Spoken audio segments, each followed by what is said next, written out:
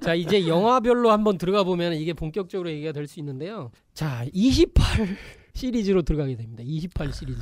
이거를 처음에 놓게 되는 게 이제 의미가 있는데 28위로는 정말 28이라는 숫자도 의미가 있어요. 데니 보일 감독이 이제 창조를 했는데 보면 영화를 사람들이 아니 이 영화는 도대체 왜 좋은 화질을 구할 수가 없냐.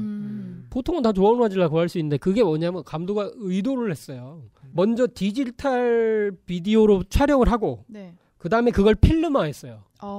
이렇게 필름화한 사례가 별로 없거든요. 일부러 떨어뜨린 거네요. 그렇게 되면 어떻게 되냐면 느낌이 되게 암울한 느낌의 색감이 나와요. 거칠고. 근데 그거를 의도를 한 거죠. 그러니까 감독이 굉장히 공을 많이 들였다고 이렇게 볼 수가 있죠. 이건 오히려 화질도 그렇게 거칠게 떨어뜨려서 옛날 필름적인 느낌이 있고. 이게 좀비 바이러스를 퍼뜨려지고 난 28일 후에 세상을 그린 영화죠. 네, 그렇죠. 28일 후. 그래서 28일 후라는 영화가 왜 우리에게 이제 특별한 의미를 가지냐면 이 영화의 발단이 되는 게 이제 원숭이 실험에 대한 얘기죠.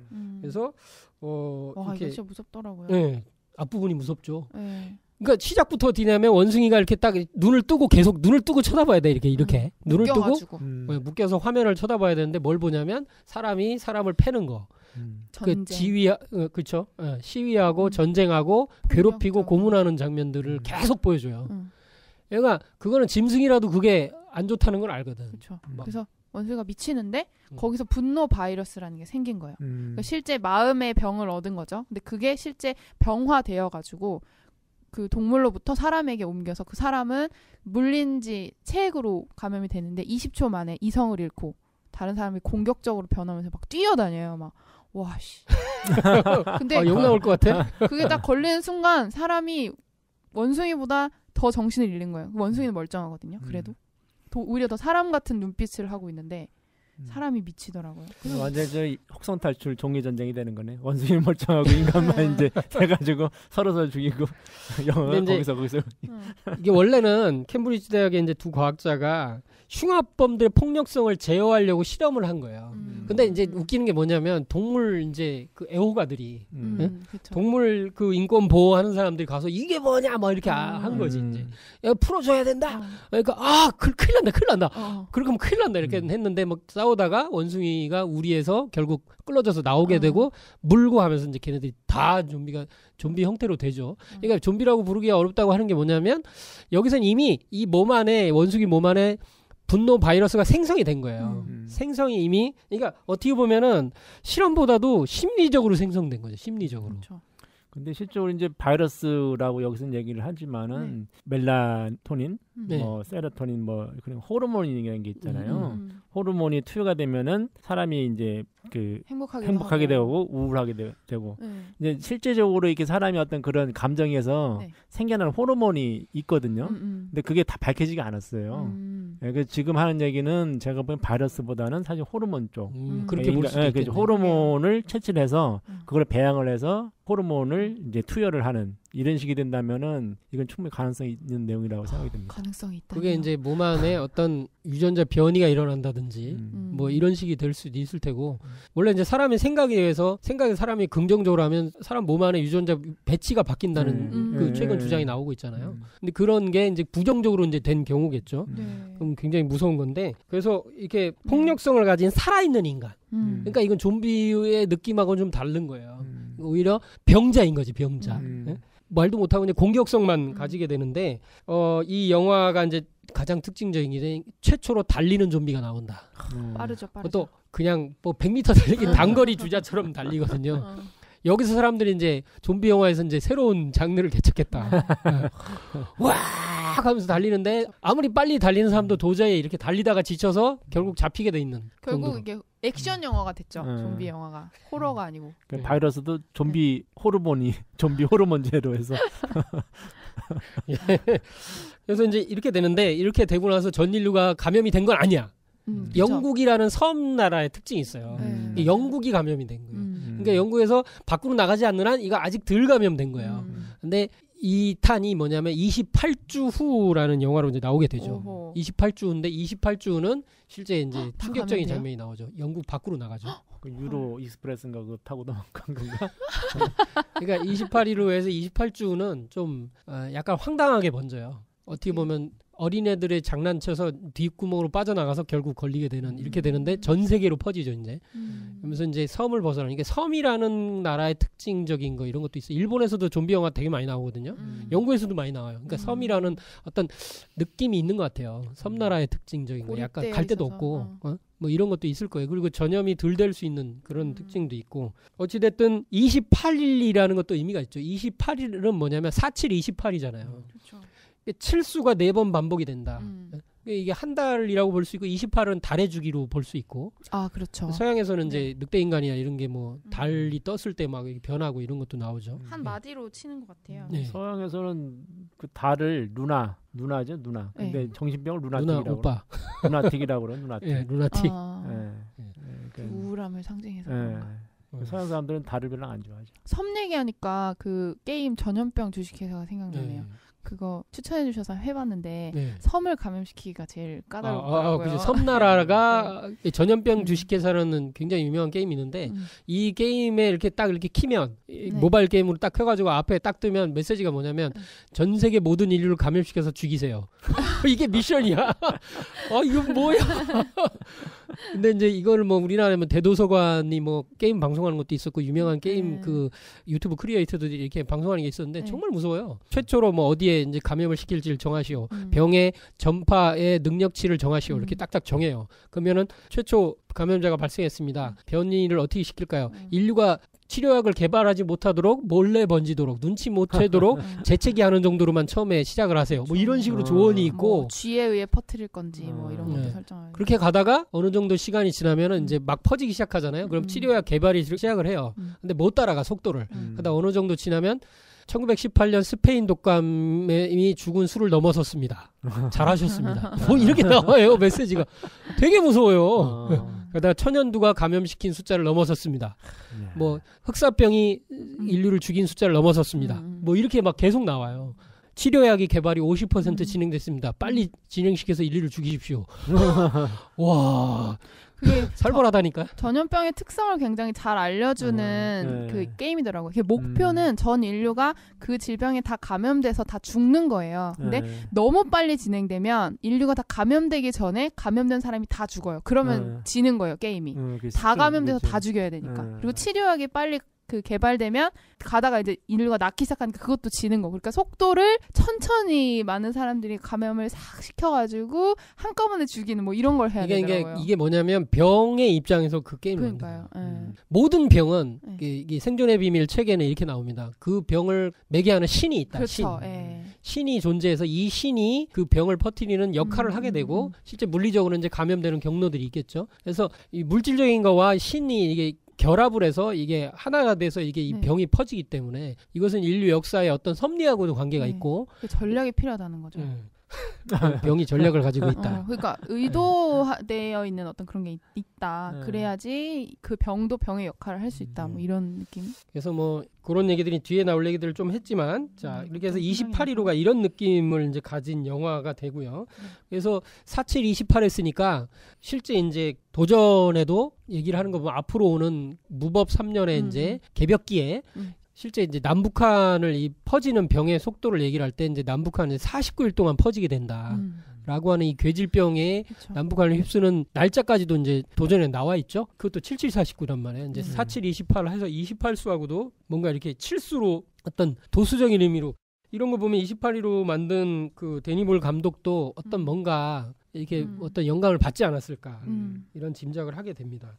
그리고 이제 이 영화의 특징에서 가장 중요한 게 아까 얘기했던 분노 바이러스가 있으면서 실제로 이 영화를 찍을 때 영국 런던이라는 곳이 사람을 비우고 이렇게 찍기가 굉장히 어려운 대도시잖아요. 런던 완전 서울 같아요. 거기는. 그렇게 돼 있는데 거기를 영화를 위해서 싹 비워줬다는 거. 그리고 그래픽이 하나도 없고 실제 사람이 없는 거예요. 싹 비워져서 굉장히 먼 광각에서 찍었는데도 불구하고 딱 한 사람이 그 주인공 한 사람만 나와요. 그러니까 배달을 하다가 교통사고 나서 이제 병원에 실려간 거예요. 그날 전 세계 병이 퍼진 건데 근데 이 사람은 28일 후에 깨어나는 거죠. 엄청 배고픈 상태로 깨어나가지고 이게 정신 차리고 돌아봤더니 아무도 없어. 런던 시내가 하나도 없는 거예요. 거리에 사람이 하나도 없는데 야 사람들이 놀란 게 어떻게 저렇게 영화를 찍을 수 있었냐. 어떻게 저런 협조를 받았지? 말도 안 된다. 영국 정부는 자기 홍보할 수 있는 좋은 영화 찍는 줄 알았는데 그거 아니에요? 아니요. 근데 이제 좀비 영화 개념으로 보면은 세계적인 영화가 됐기 때문에 그래. 뭐 어떻게 보면 좋은 의미가 그 있는 거죠. 궁궐이 뒤에 엄청 크게 잡히거든요. 그 뭐더라? 영국 그 그리고 이 영화에서 이제 또 앞부분에서 또 충격적인 장면 하나 나오는 게 사람들이 있나 여기저기 다 들어왔는데 아무도 없어. 쓰레기밖에 없어. 갔는데 이제 교회를 들어가죠. 근데 네, 교회를 맞아요. 딱 들어가는 순간 거기서 이제 충격적인 장면이 시작되죠. 교회에 사람들이 다 시체로 다 누워 있죠. 사실 알고 보면 다 좀비죠 이제. 소리 들으면 다 깨어나는 거긴 하지만 어쨌든 시체라는 거. 그러니까 무슨 어떤 종교를 뭘 얘기하기 전에 사람들이 이제 구원을 받으려고 매달릴 때가 거기밖에 없었던 거죠 이제. 그래서 갔는데 거기서 다 죽었다. 네, 죽었다고 볼 수 있죠. 인간적으로는 죽었다고 볼 수 있죠. 그래서 다 이렇게 거기에 겹겹이 쌓여 있죠. 겹겹이.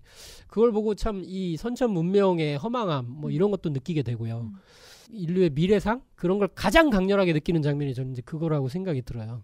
그러니까 이 하나님 진리를 진짜 아버지 인간으로 오신 아버지 하나님 진리를 만나지 못하면 어떻게 될 것인가에 대한 느낌도 이렇게 받게 되고 그런 느낌이 좀 있습니다. 부산행이 뭐 저는 가장 인상에 남죠. 최근 영화는 그렇죠. 또 우리나라 영화고 한국 영화고 네, 그거 보고 가족애를 느끼면서 특히 공유가 죽을 때 참 눈물이 울었다는 사람이 많이 있더라고요. 우셨어요?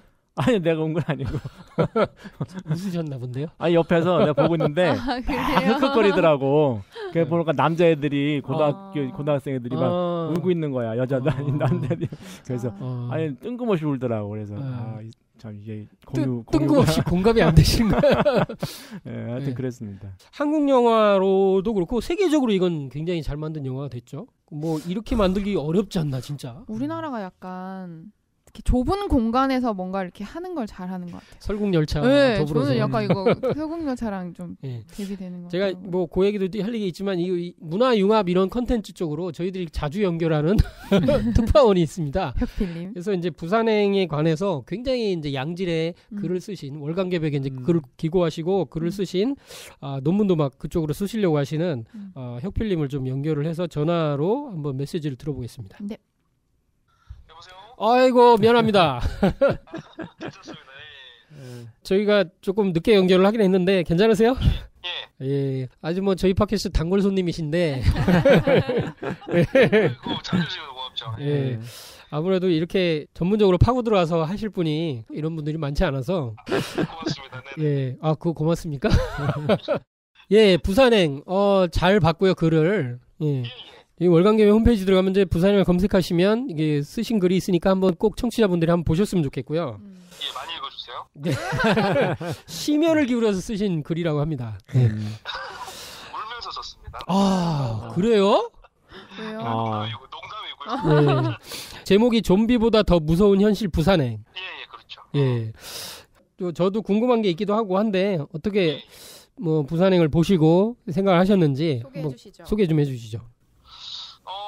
이 부산행은 여러분들께서 아시다시피 일단 작년이었죠? 2016년도군요. 2016년도에 1000만 명 이상의 관객이 봤던 영화죠. 네. 저는 일단 우리나라에서 좀비 영화 자체가 그렇게 흔한 영화 장르가 아니었기 때문에 맞습니다. 게다가 또 연상호 감독이 제가 또 애니메이션에 굉장히 관심이 많아서 애니메이션을 했던 애니메이션 감독인데 이제 이 감독이 이제 이 부산행이라고 하는 이제 좀비 영화를 어떻게 만들었을까 궁금하기도 했고요. 그리고 그게 영화를 보기 전에도 이제 칸느 영화제에서도 굉장히 이제 호평을 받았다라는 이제 그런 뉴스를 봤었기 때문에 그래서 이제 그런 어떤 지점에서 영화를 한번 보자라고 했던 게 이거는 좀비 영화를 빙자한 재난 영화다, 대형 영화다. 이제 그런 판단을 하고 아마 보고 난 그날 밤에 제가 새벽까지 밤을 새면서 썼던 걸로. 오 그래요? 무슨 작곡하듯이 쓰셨네. 좀 약간 삐를 받으면 좀 그렇죠. 네, 이게 이제 영화 뭐 스토리는 뭐 그 대부분 국민들이 보셨을 테니까 청취자분들도. 근데 이제 질문할 거리들이 중요한 것 같아요. 이게 이제 그 좀비 영화의 특징이 이제 사회 풍자와 이런 것들이 이제 가장 강한데요. 네네네. 공유라는 사람이 이제 조금 약간은 어떻게 보면 매정한 좀 냉혈한은 아니지만 좀 자기만 아는 현실주의자. 네? 그렇죠. 네. 그런 걸 얘기를 하면서 이런 얘기를 하잖아요. 언제 개미들 신경 쓰면서 우리가 거래했어? 그렇죠.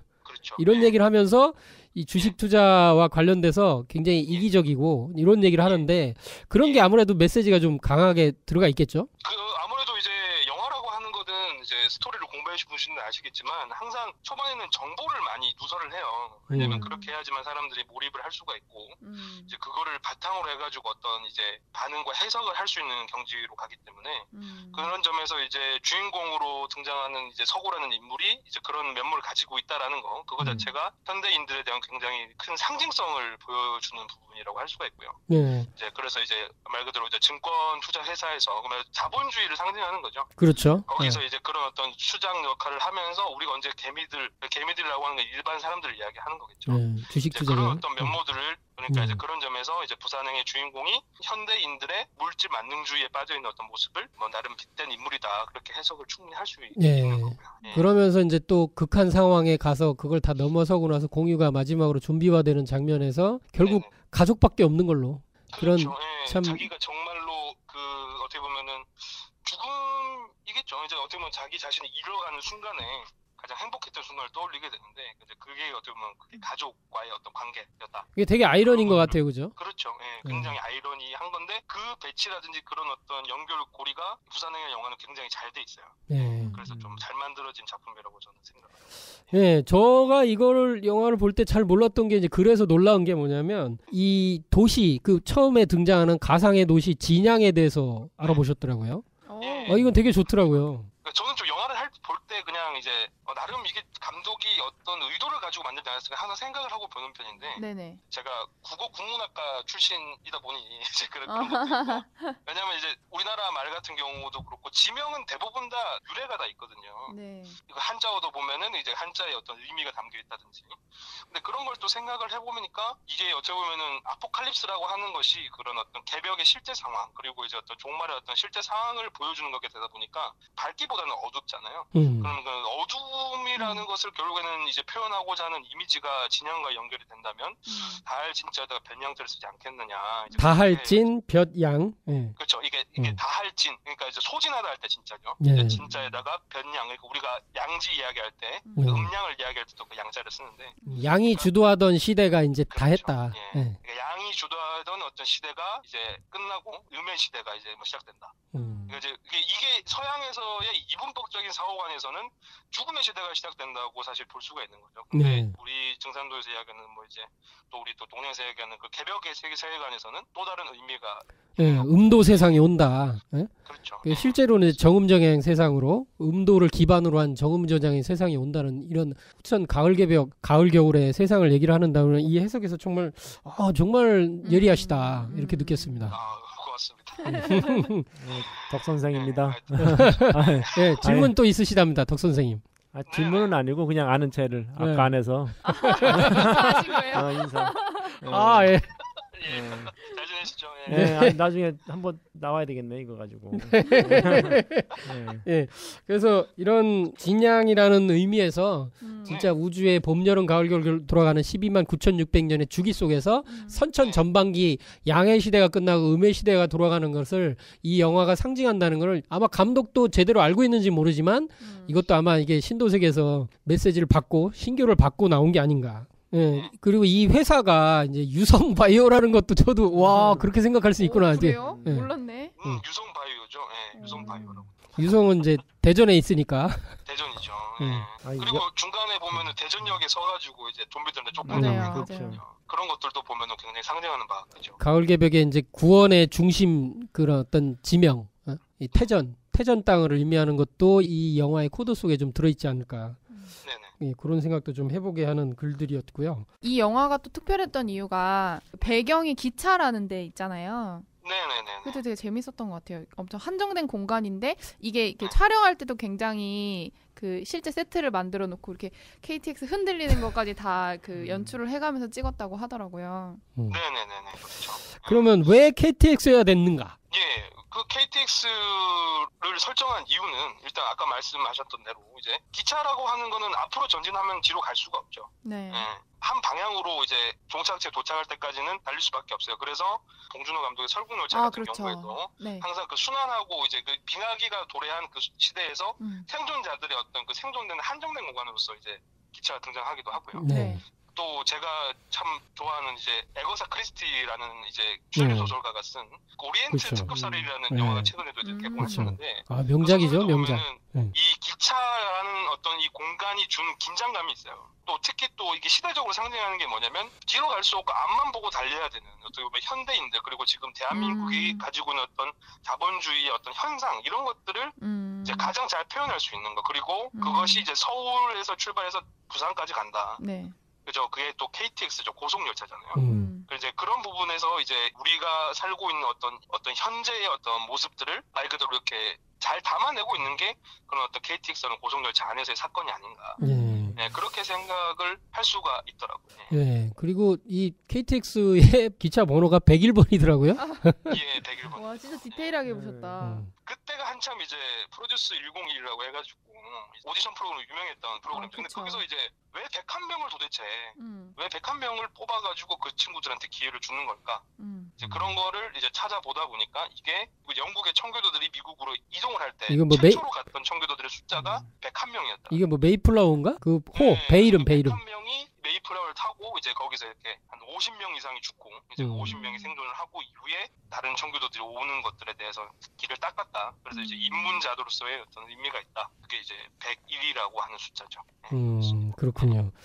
참 이게 100도 아니고 101명 이런 것도 참 의미가 좀 있었던 것 같아요. 약간 그런 부분도 지금 생각해보면 의미가 굉장히 크죠. 약간 희망적인 의미도 살짝 넣은 거 아닌가 이런 생각도 좀 들고. 예. 이 하나라는 게 굉장히 특별한 한 명을 말하는 거죠. 그렇죠. 특별한 한 명이죠. 어떻게 보면은 그 마지막 결말에 나오는 뭐 스포가 될 수 있긴 한데. 스포 영화 다 봤어요. 스포 없어요. 이게 보면은 이제 수완이라고 해가지고 이제 여자애가 노래를 부르면서 가잖아요. 네, 맞아요.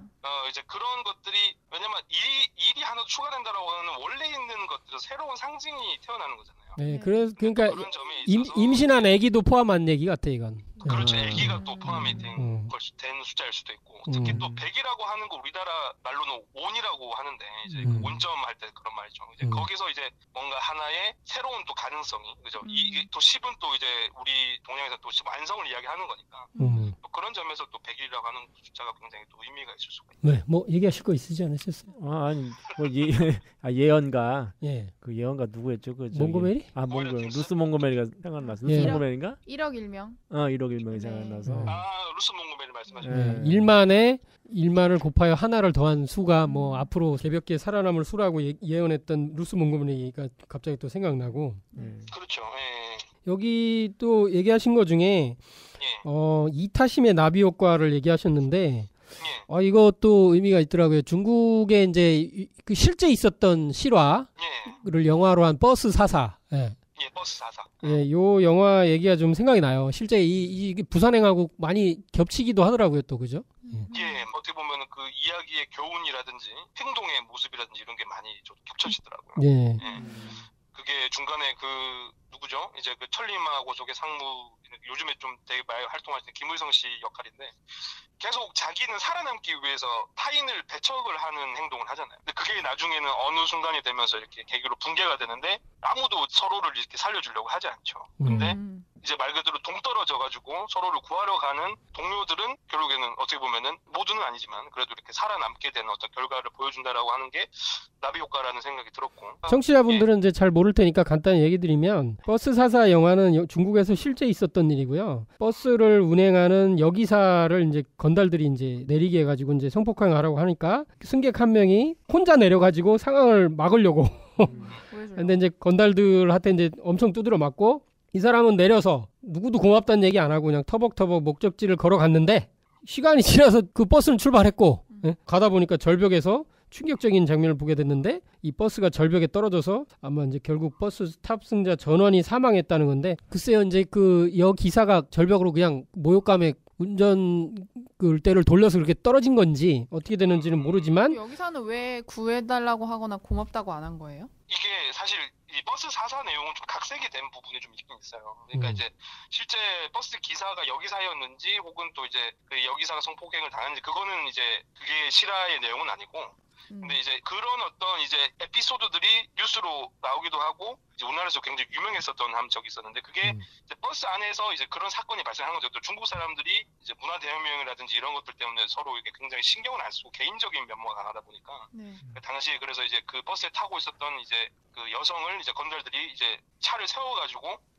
이제 성폭행을 하려고 한 거죠. 근데 했는데 이제 그거를 이제 그 남자가 정의감을 가지고 도와주려고 했는데 결국에는 사람들한테 그 깡패들한테 그리고 이제 말 그대로 무례배들한테 당하고 이제 여자한테도 좋은 소리를 그때 못 들었다 그래요. 근데 못 들었는데 이제 나중에 돼서 이제 괜히 내가 이거를 했나라고 후회를 하고 있어 이렇게 돌아가던 찰나에 그 버스가 사고가 나가지고 엄청 높은 절벽에서 떨어져서 이제 사고 난 거를 보게 되는 거죠. 그거를 바탕으로 해가지고 만들어졌는데 어떻게 보면은 이제 여기사였다는 거는 내러티브를 주기 위해서 저는 감독이 좀 넣었던 것 같다는 생각이 들고 왜냐면 이제 이게 말 그대로 어떤 미스테리한 일이 돼버리면 이제 중국의 입장에서는 이게 또 그게 또 설명할 수가 없는 게 돼버리니까 그래서 아마 제가 봤을 때 그런 식으로 각색을 하지 않았을까 이런 생각이 분명하게 드러나게 하려고. 그렇죠. 중요한 건 이게 실화라는 거예요. 이게 실제로 있었던 사건을 바탕으로 했다는 게 중요한 거죠. 예, 저도 뭐 이거 나올 때 봤어요. 뉴스를 본 기억이 있거든요.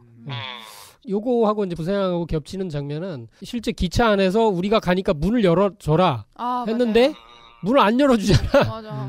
그러다 보니까 이제 누구죠? 마동석이 이제 결국 물리고, 예, 마동석이 초인적인 힘으로 막아내서 결국 문을 열고 들어갔더니 거기서도 혹시 물렸을까봐 저 반대편 칸으로 가라고 하면서 그 사람들이 이제 황당해서 너무너무 참 인간성의 이게 지금 비열함을 보고 다른 칸으로 옮겨가서 있는데 거길 또 짠 거랐는데 할머니 한 명이 이제 이건 아니다. 이건 인간들이 아니다. 해가지고 좀비들이 들어올수록 문을 여니까 거기 있는 애들이 다 당하게 되는 장면이 이 버스 사사하고 거기서 겹치는 것 같아요. 그런 것도 있고 최기아 씨라고 이제 연기 활동 많이 하시는데 그분이 노숙자 역할로 나와요. 좀비를 피하다가 결국 KTX까지 이제 들어와가지고 같이 타고 이동을 하게 되는데 말 그대로 이제 격리 동떨어져 있던 사람들하고 같이 이렇게 돌아다니게 되죠. 이렇게 동료로서 함께 하게 되는데 결정적으로 이 사람이 이제 그 멤버들 중에서 그 누구죠 수환과 이제 정유미 씨가 살아남는데 결정적인 역할을 해요. 그 장면에서. 맞아요. 그러니까 서구라든지 이런 친구들도 굉장히 개인적인 면모를 가지고 있다가 뭐 마동석 배우가 이제 한 연기하는 장면이라든지 최기아 배우가 연기하는 장면 이런 것들을 보면서 아 자기도 이렇게 해야 되겠구나라는 것을 판단하게 되죠.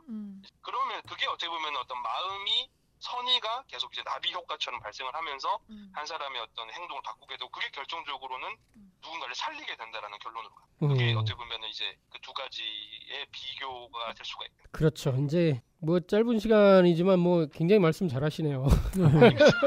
아유, 난 부산행 걸 다시 보고 싶은 생각이 드는데. 아 진짜. 그렇게 돼서 여러 가지 메시지들을 전해주셨는데 이제 한번 좀 총평 정도 하면서 이제 뭐 하고 싶은 말씀을 좀 해주시면 좋지 않을까 싶거든요. 예. 아, 네. 하여튼 사실 그게 제일 어려운 건데 네, 하고 있는 주제가 좀비 그죠? 네. 좀비 문화잖아요. 이제 좀비 문화라고 하는 게 사실 어떻게 보면은 그 좀비도 마찬가지고 로봇도 마찬가지고 그 어원들 따지고 보면은 옛날에 핍박받던 어떤 민중들의 사실 역사가 있어요. 좀비 같은 경우에도 뭐 IT에서 이제 뭐 테트로독신을 이용해가지고 이제 일종의 가사 상태로 만들어서 테트로독신은 보고의 독이죠. 예, 그런 어떤 독을 이용해서 신경독이죠. 신경독을 이용해서 이제 사람이 사고를 할 수 없게 만들어서 막 이렇게 농장에서 불에 먹는다지 뭐 이런 어떤 행동들이 이제 좀비의 어떤 어원이 됐는데 이제 근데 그런 것들이 지금의 현대 사회에서 왜 사람들이 그렇게 어떤 컬처로서 만들어지고 그게 사람들에게 어떤 그런 또 공포를 자극을 하고 그리고 실제 이게 어떤 재난 컨텐츠로까지 발전을 하게 됐는가의 어떤 과정을 살펴보게 되면 역사 속에 그리고 우리가 지금 가지고 있는 어떤 변화와 그리고 어떤 이렇게 개벽에 대한 어떤 문화적인 배경들이 굉장히 뭐 많다고 생각을 해요. 그리고 오늘 제가 안 그래도 방금 뉴스를 봤는데 대만에서 큰 지진이 맞아요. 117명이 지금 실종이 됐다고 합니다. 지금 지구상의 뭐 자기 역전 현상이라든지 그리고 벌들이 지금 계속 사라지고 있잖아요. 지금 벌들이 사라지면서 아인슈타인도 벌들이 사라지는 거는 말 그대로 10만 종의 식물이 뭐 사라진 것과 맞먹는 효과다. 왜 지금 환경적인 변화가 발생을 하고 있고 그리고 특히 우리나라뿐만 아니고 이제 서양에서 죽은 자들의 역습 그런 것들에서 공포를 가지고 있고 또 이제 이런 개벽 컨텐츠에 대해서 자기들이 뭔가 만들고 소비를 하고 그걸 통해서 그런 궁금증이나 혹은 뭐 이런 걸 해소하려고 하는지 그런 심리들을 또 확인할 수 있을 거고요. 그런 점에 있어서 예언이라고 하는 거는 그냥 뭐 미래 예측일 뿐이야 이런 것들이 아니라 실제 우리 문화 속에서 면면이 흘러나오는 어떤 그리고 이야기들이 그런 것들을 실제로 보여주는 하나의 어떤 어떤 현상이다. 이제 그런 것들을 조금 이제 우리가 생각을 하고 단순하게 우리가 좀비 컨텐츠뿐만 아니라 어떤 재난 영화를 그냥 영화적인 재미, 그냥 시각적 재미를 위해서 보는 것이 아니라 과연 우리가 진짜 실제로 맞이하게 될 그 개벽의 실제 상황에서 이런 어떤 상황이 됐을 때 나는 어떻게 대처를 할 수 있고 어떻게 행동을 해야 되는가, 이제 그런 것들에 대해서 우리가 조금만 더 생각을 해볼 수 있는 계기로 삼으면 좋지 않을까. 예, 짧은 시간에 아주 그냥 많은 말씀을 이렇게 핵심적으로 잘 해주신 것 같습니다. 아유, 고맙습니다. 뭐 여기 와서 같이 하면 좋은데 뭐 워낙 바쁘셔가지고 바쁘신 분이라서 저희가 이제 가끔 이런 식으로 계속 연결을 계속 귀찮게 하여튼 이런 식으로도 하는 것도 나쁘진 않은 것 같아요. 예, 알겠습니다. 부산행 이렇게 해주셔서 고맙고요. 예. 저희들이 한번 뭐 다른 메시지 지금 오늘 말씀하신 그거를 좀 보완해서 더 몇 가지 더 이렇게 진행을 계속 해볼게요. 네, 알겠습니다. 네, 방송에서 봬요. 예, 고맙습니다. 감사합니다. 네, 진짜 스튜디오에서 뵙도록 하겠습니다. 예. 감사합니다. 예, 고맙습니다. 예.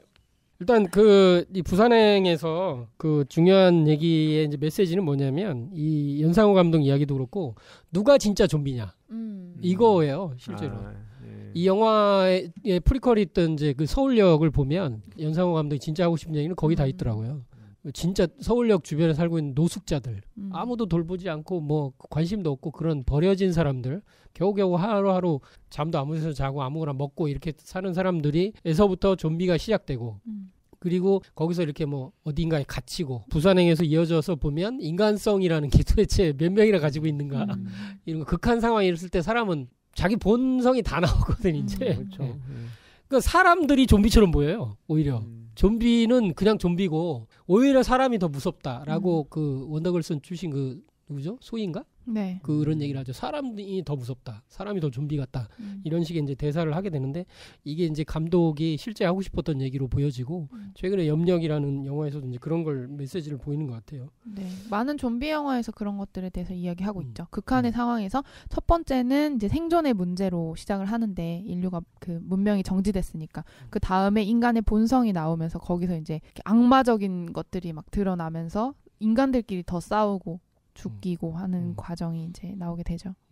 그리고 이제 기차 얘기하면서 설국열차랑 살짝 비교를 해보면 혁필님은 이렇게 얘기하셨어요. 설국열차와 이제 다른 점이 뭐냐. 같은 기차에서 벌어지는데 중요한 얘기를 하더라고요. 설국열차는 순환선이다.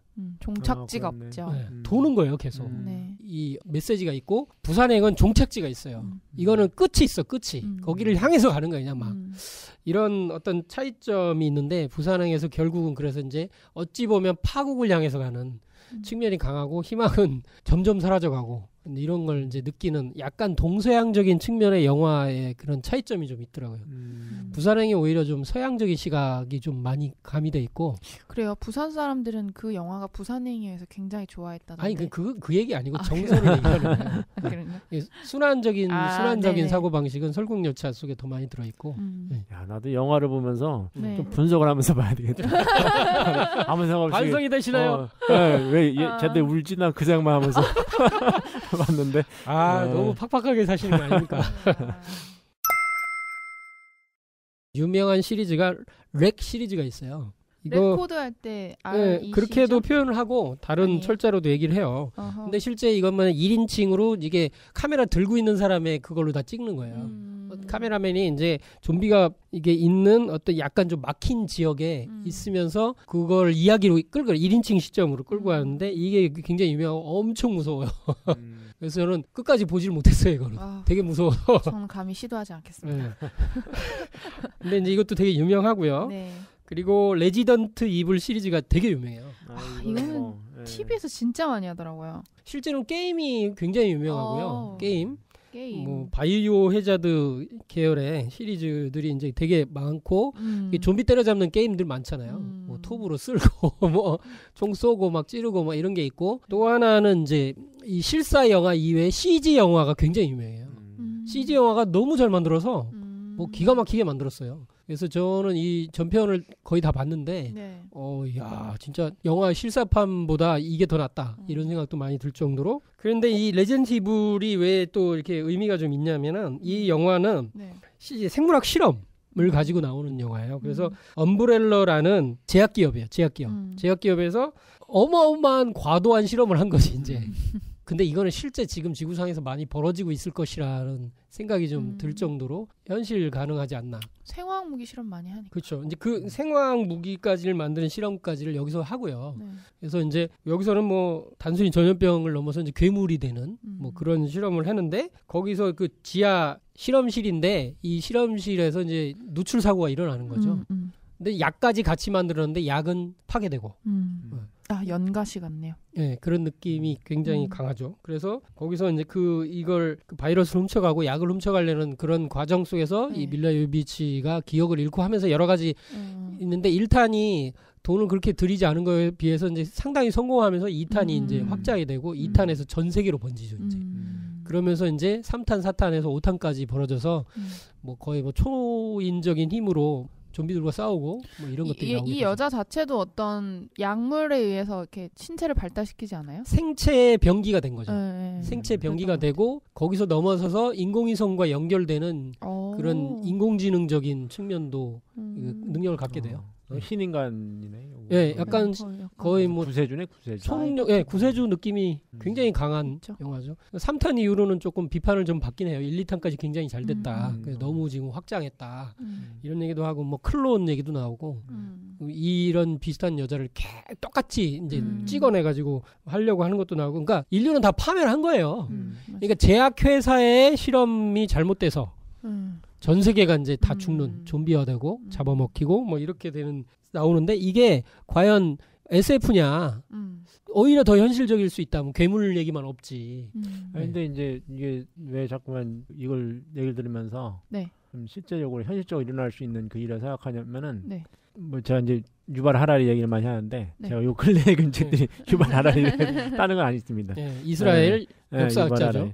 사피엔스 책에서 이제 한 얘기 있어요. 그게 뭐냐면은 그 맨 앞에 들어가면서 그 인류를 괴롭혀온 어떤 세 가지를 얘기하는데 기근 먹고 사는 거, 이제 기근하고 그다음에 전쟁, 질병 이 세 가지가 인류 역사를 계속 인류를 괴롭혀왔다는 거예요. 근데 이 기근은 인류가 통제 가능하다. 근데 지금은 없어서 죽는 것보다 너무 많이 먹어서 죽는 게 더 많다.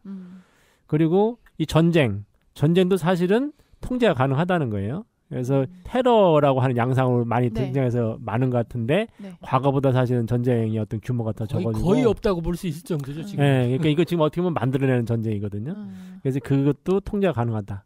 그 질병도 사실은 통제가 가능하다 얘기를 하거든요. 그러니까 이제 물론 독감처럼 조류가 막 옮기는 이런 게 아닌 바에는 아까도 뭐 게임 얘기했지만 이게 퍼지는 속도가 있잖아요. 그거에서 백신을 만들어내는 속도가 요번에 이제 그 감기 바이러스 같은 경우에 과학자들이 만능 백신을 지금 만들고 있거든요. 그러니까 근데 감기는 아직까지도 완전히 극복이 안 된 질병이죠. 그렇죠. 그래서 그 안 되는 것이 바이러스가 그 맨 끝에 돌기가 있는데 돌기를 바꾼다는 거 이렇게 우리 이제 그게 원래 이게 바이러스하고 이제 박테리아의 그 가장 극복하기 어려운 점이 뭐냐면 어떤 흙으로 약이 나와도 돌연변이 일어나서 순간 바뀌어요.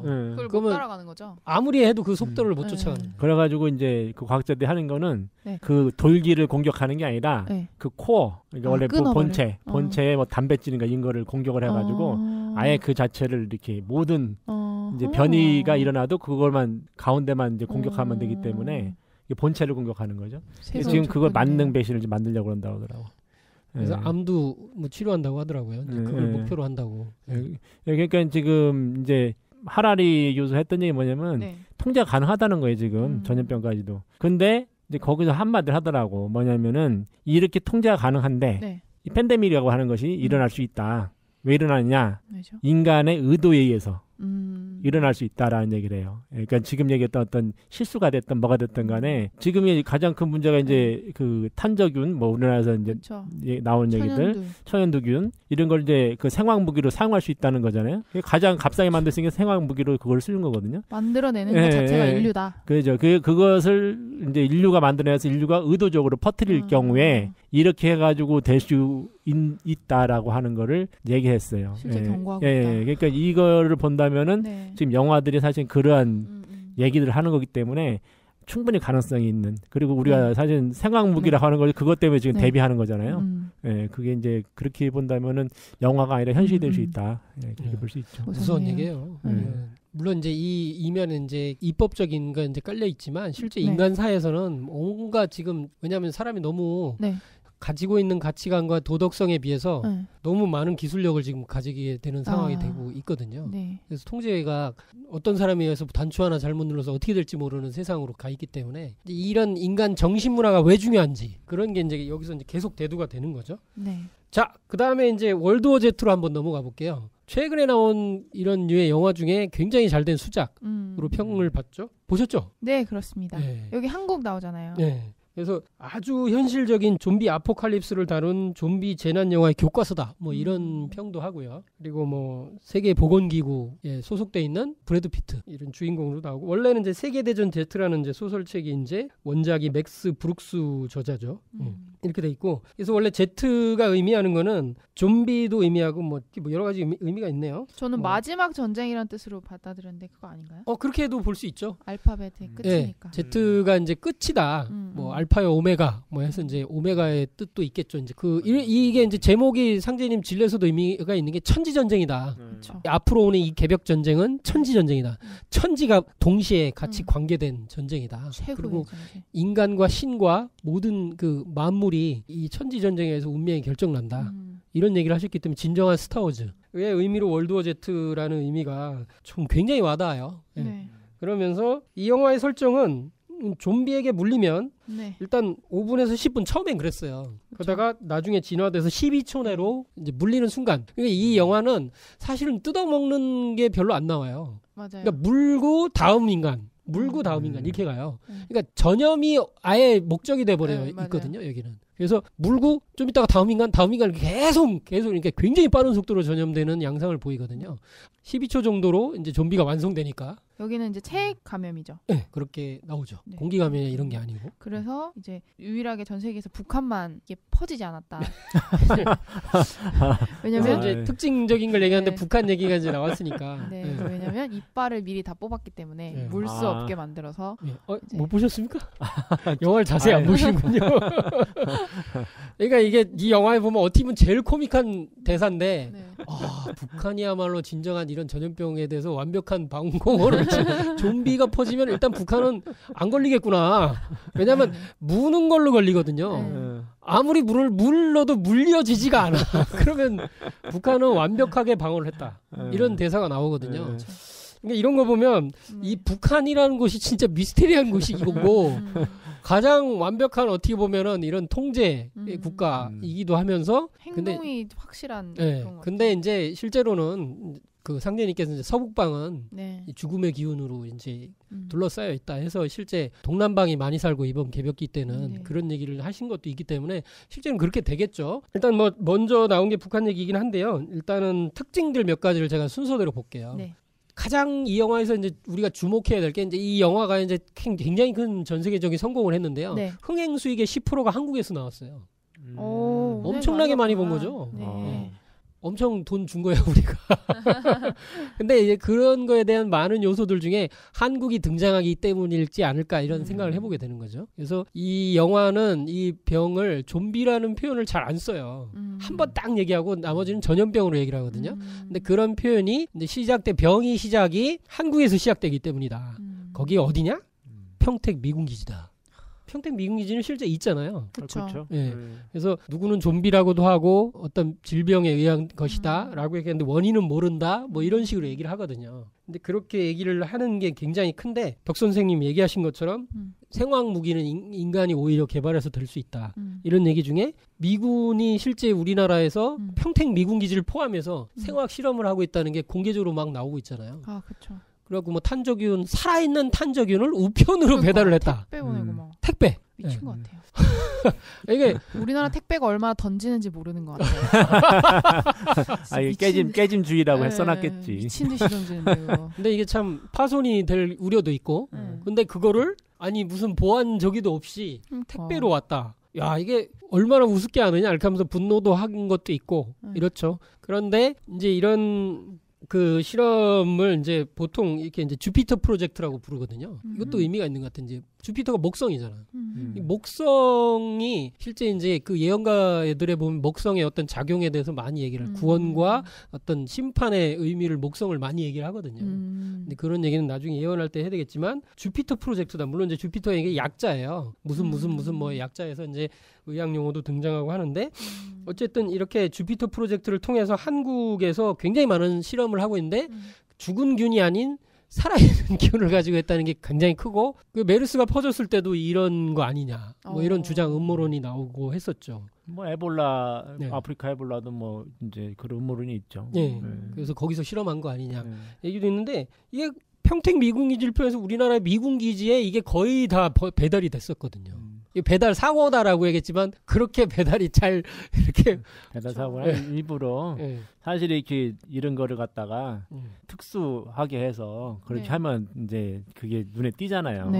그러니까 이런 거는 이렇게 일반적으로 아무것도 아닌 것처럼 보내는 게 그게 맞는 전략적으로. 거죠. 그래서 그렇죠. 그게 처음이자 마지막이 아닐 수도 그럴 있고 수도 있겠네. 계속될 수도 있다는 거잖아요. 아니 계속 배운 거죠. 배운 거고 앞으로도 계속 할 것이고. 왜냐면은 뭐 저는 그런 생각이 개인적으로 드는 게 생화학 무기, 그러니까 생화학 무기뿐만 아니라 이런 균, 이제 세균 무기를 가장 많이 가지고 있는 게 북한이거든요.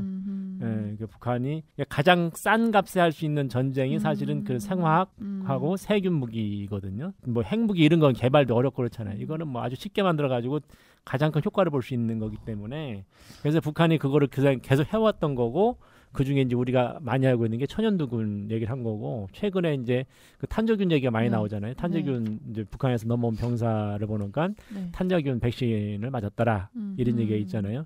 그러니까 이런 얘기들이 이제 북한은 기본적으로 그거에 대한 대비를 이제 그 전쟁에다 준비를 하는 거죠. 준비를 하고 있는 거고, 그에 반해서 우리나라에서는 그거에 대한 어떤 준비가 좀 덜 돼 있고, 근데 이제 그 또 반해서 미군들은 그 준비를 철저히 지금 하고 있다. 이렇게 볼 수가 있죠. 그래서 뭐 몇 가지 백신은 미군은 이미 접종이 다 끝났다. 뭐 이런 얘기도 있고요. 우리나라가 이제 되게 허술한 상황에 이제 놓여 있고, 주한민군과 이게 같이 있을 수밖에 없는 여러 가지 여건들, 이런 정치적인 문제도 이제 얽혀 있는 것 같고, 그래서 이런 실험들이 진행되다가 실수에 의해서든 어떻게든 간에 노출만 돼도 이제 엄청난 피해가 있을 수 있고, 지금 말씀하신 것처럼 북한군이 세계 최고의 어떻게 보면은 지금 생화학무기 국가죠. 뭐 5,500만 톤이라나 그런 걸 가지고 있는 게. 근데 뭐 과거에는 미사일 끝에 그걸 달아서 떨어뜨려서 번질 수도 있고, 또는 땅굴로 이제 어떤 사람이 뭐 예를 들어 천연두균이다. 천연두균을 자기 몸에 주사를 하고 병에 걸렸어. 근데 거기서 강력하게 이제 업그레이드된 천연두균인데 자기 백신도 개발을 했다고 치면 백신까지 같이 맞을 준비를 한 다음에 서울 시내에서 지하철 한번 타고 돌고 자기는 백신 맞아서 낫고 그러면 이미 다 퍼져 있는 상황. 이런 정도 무서울 수 있는데, 지금은 더 현실 가능한 게 이 강철비에서 등장한 무인기. 무인기가 날아오면서 퍼뜨리는 거. 이 문제가 이제 훨씬, 그건 알 수도 없어요. 그러니까요. 어떻게 퍼지는지도 모르고 역학 조사도 안 될 거야. 막 그렇게 가면. 그러니까 굉장히 무서운 현실에 있다.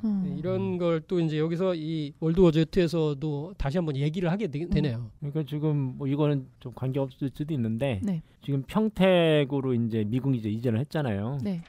저쪽 이제 내륙에 있다가 지금 해안가로 이전했거든. 그 항이야, 항 바로. 그리고 군산에도 미군기지에 있거든요. 근데 거기서도 이제 그 생화 실험을 했다는 얘기가 지금 사실 있고. 그럼 왜 항이냐, 왜 항구냐, 왜 글로 의도적으로 이제 사실은 옮겼느냐라는 문제거든요. 바로 나가려고? 그렇죠. 바로 나가는 거죠. 바로 주한미군 관련된 사람들 가족들부터 해서 바로 거기서 나가는 거죠. 상님이 말씀하신 이제 미국은 나가지 말라고 해도 불법자퇴한다, 스스로 나간다 이 말씀이 있는데, 그거라도 연결돼서 볼 수 있지 않을까 그런 생각이 좀 듭니다. 이게 이제 실제 이제 앞으로 오는 그 시두의 대난과 이제 그 이제 이따 결론부에 얘기했지만 그런 문제와 괴질병이 이제 한국에서 이제 발생한다는 거, 이런 게 이제 평택 미군 기지에서 월드워 Z의 이 병이 시작되는 것하고 이렇게 연결이 된다. 왜 한국으로 설정을 했을까? 물론 이제 영화가 우리나라가 이제 굉장히 세계에서 굉장히 큰 시장이라 그런 것도 있을 거예요.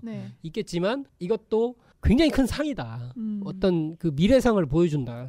이런 걸 생각할 수 있고. 옛날 12 몽키즈인가? 아웃브레이크 참. 아웃브레이크도 거기서 태극호를 타고 한국 맞죠. 선원이 옮기잖아요. 에볼라 바이러스의 이제 그 발전된 형태인 그 아프리카에서 발생한 그 균이 굉장히 무서운 전염병인데 걸리면 거의 죽는 그 병인데 이 균이 어떻게 퍼졌나를 그 세계보건기구 출신인 그 배우가 추적을 해보니까 한국에서 한국의 태그코라는 배가 어허. 거기서 이제 여러 가지 물자를 실는데 그 중에 원숭이 한 마리를 실었는데 그 원숭이가 걸린 원숭이인 거죠. 어허. 근데 그 원숭이를 비호해주고 하다 보니까 이제 당연히 접촉하다 보면 걸릴 거 아니에요. 그래서 어디에 도착했는데 그를 통해서 촤 퍼져나가는 모습이 나와요.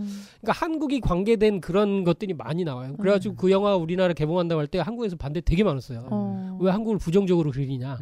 근데 실제는 이제 상제님 진리를 아는 사람들은 그 속에 들어있는 메시지를 이제 제대로 볼 수 있어야 된다. 그런 게 이제 그 영화에서도 굉장히 크게 와닿고 엄청 잘 만든 영화거든요. 그 영화도 굉장히 현실적이고 군이 출동해서 전 세계 그런 걸 다 막고 이렇게 하는 게 나오고 그 두 번째 이 영화 월드 워즈 Z 코드가 이제 북한 얘기를 했고요. 네. 강력한 통제 시스템이 나와야 가능하지. 근데 실제로는 통제 시스템이 있어도 네. 뭘 WTO인가? WHO 이종욱 사무총장이 그 전에 있을 때 전 세계적인 전염병 대응 시스템을 그때 만들었다고 하거든요. 한국인이 만들었다. 그래서 이런 게 있으면 그냥 막 전 국가 단위, 국가를 초월한 단위에 이렇게 방제 시스템, 어디를 강제로 막고 군이 어떻게 딱 투입되고 이런 것까지를 다 시스템을 만들었대요. 대단한 분이죠. 요번에 이제 나온 게 뭐냐면은 그 KT, 네. KT에서 전염병 퍼지고 통제하는 거를 네. 통신망, 네. KT? 네, 통신망 가지고 지금 하는 걸 만들었어요. 그래가지고 스마트폰, 문자가 가는 거? 아니, 스마트폰 가지고 통화를 하고 뭐 이런 게 있잖아요. 그런 걸 통해서 이 퍼지고 그리고 통제하고 이런 거를 만들어 제안을 한 거야. 이렇게 제안했는데 빌 게이츠라든가 여러 사람들이 그거에 관심을 가지고 지금 추진하려고 한다고 그런 얘기가 좀 있었거든요. 그 면에서도 우리나라에서 이제 그거를 먼저 주도했다는 게 좀 이제 특기할 만하죠. 예.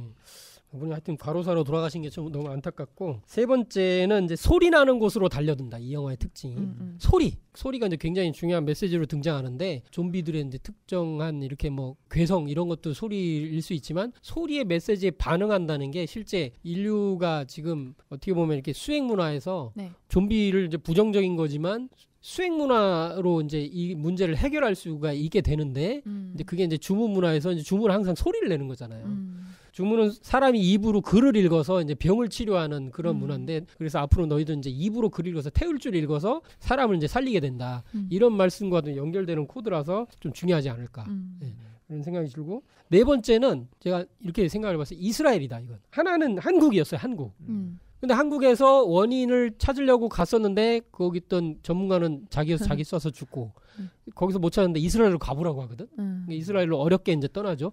왜 이스라엘일까? 한국과 이스라엘은 왜 나왔을까? 이런 문제를 생각해 보게 돼요.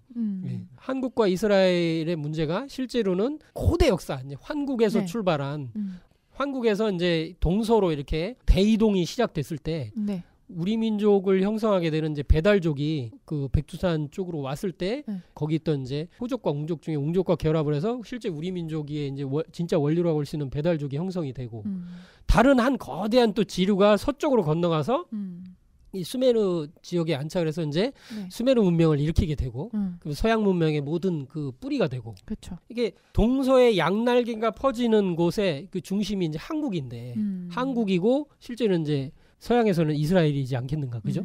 예. 맞는 말씀이죠. 예. 근데 여기서 이제 이스라엘이 이거는 다분히 서양적인 그거 같은데 지금 그러겠죠. 결국 이제 구원의 어떤 그런 이제 법방이 이스라엘에 있다. 네. 지금 그렇게 되는 거라서 다분히 서양적인 그런 해석인 것 같고. 근데 영화에서는 결국 실패해요. 이스라엘도. 아 그래요? 예, 그 이스라엘이 어떻게 막았냐면 벽을 진짜 높게 쌓아요. 수십 미터 쌓아가지고 좀비들이 못 넘어온다는 거예요. 그렇게 막았는데 이제 자신들이 너무 뿌듯한 거예요. 그래서 같이 막 교만해진 거예요. 네, 교만해져서 막 노래를 부르면서 막 축제를 열어요. 거기에 좀비들이 너무 흥분해가지고 그 벽을 다 소리에 민감한 사람 애들을 부른 거예요. 네. 그래서 막 타고 올라와서 이스라엘도 결국 다 점령돼 버리는. 그러니까 실제로는 그거를 지금 어떻게 보면 이스라엘 쪽에 그 벌어지고 있는 현실과도 연결이 되는 것 같아요. 이제 팔레스타인과 이스라엘이 진짜 원수가 돼서 거기를 이렇게 이제 못 넘어오게 아예 물리적인 접촉을 못하게 벽을 거대하게 쌓잖아요. 근데 그거하고도 여기 연결이 돼 있는 거죠, 이제. 그래, 트럼프가 멕시코에 벽 쌓는 것도 그것 때문에 쌓나? 그렇게 물리적으로 아예 끊겠다, 이거 못 넘어오게 끊고 땅 속으로도 파고 이렇게 한다는데 이스라엘 쪽은 이제 비밀 땅굴을 깊게 파가지고 또 왔다 갔다 한다, 뭐 이런 얘기도 많이 있잖아요.